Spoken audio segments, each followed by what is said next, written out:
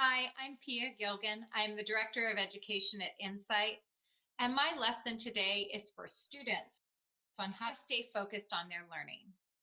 I want all students to think about how it would feel if they were done with all of their schoolwork. It's going to take some time, it's going to take some practice, but with some tips that I have for you, you are going to learn to be focused on your learning when it's time to be doing that work. You'll also learn that as you practice staying focused, that your brain works like a muscle and gets stronger. Tip number one, figure out the things that are the most distracting to us. For many people, their biggest distraction is their phone.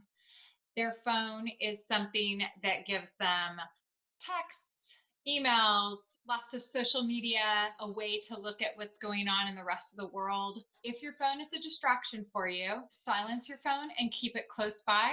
That might be something that works for you. If you need to turn your phone off and put it in a different room while you're studying, that is another method. Don't keep your phone with you if it is a distraction. Other people might be distracted by a window. If you find yourself staring out the window, don't plan to sit down and do your studies next to a window. There are other types of windows on their browsers that are open on their computer while they're working on their computer.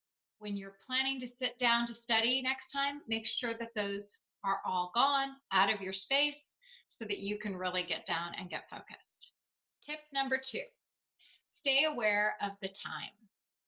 Usually when you plan to study, you know the amount of time that you have to work. Either you've got other things that you need to get to or you need to go to sleep, but just keep track of the time that you have to set goals and stay on track. You will also begin to learn how much time it takes for you to complete different tasks. So for instance, to start practicing this tip when you're doing a reading assignment, make a plan to work for 10 minutes. If you're just sitting reading some documents or reading a book, look up at the clock on the wall and make note of that time. As you're working, if you look up and try to see what time it is and it's not yet 10 minutes, just go straight back down to where you were and keep working until you get to the end of that. When you complete the 10 minutes, kind of make a note of that time and how many pages or paragraphs or whatever it is that you were able to accomplish in those 10 minutes. Now, you might use this as a little game with yourself. You're going to do another 10 minutes. Make note of the time, get back to your reading, see if you can best those number of pages or number of paragraphs. That focus time is to give your brain the ability to grow and strengthen itself to be able to complete 10 minutes of focused studying, focused reading, focused work. Every group of 10 minutes, it's more work that you're able to get done. So tip number two, stay aware of the time. Tip number three, take mini breaks. So you're doing 10 minutes at a time of work. After 3 10-minute study sessions of focused work, you get to take a mini break, but only for 5 minutes. And it's not to do things that will distract you and get you away from studying. You've only got 5 minutes. So don't go get your phone. Don't open up a new browser.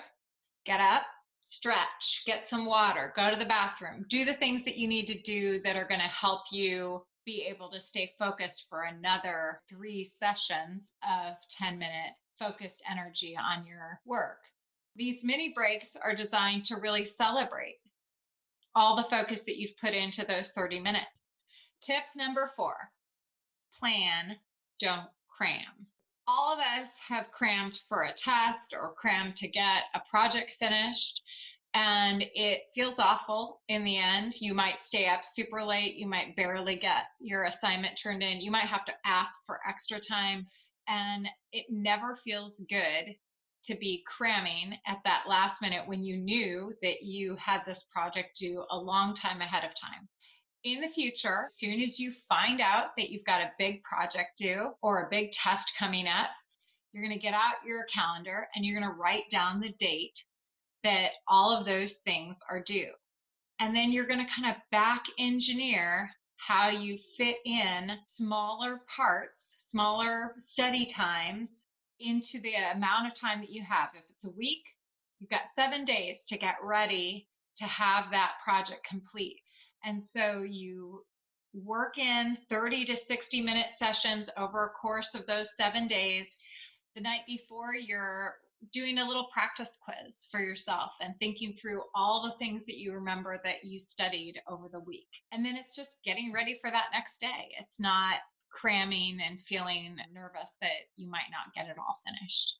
In all, I hope that these strategies give you something new to think about. Think about the way that you learn and you study best so that you can begin to stay focused for longer and make your brain stronger and stay focused on learning. The tips might really seem simple, and they are. The hardest part is practicing them and giving them a try and just seeing if they might work for you. So stay focused on learning, get your schoolwork done. And if you'd like to learn a little bit more about INCIGHT, check us out at www.insight.org.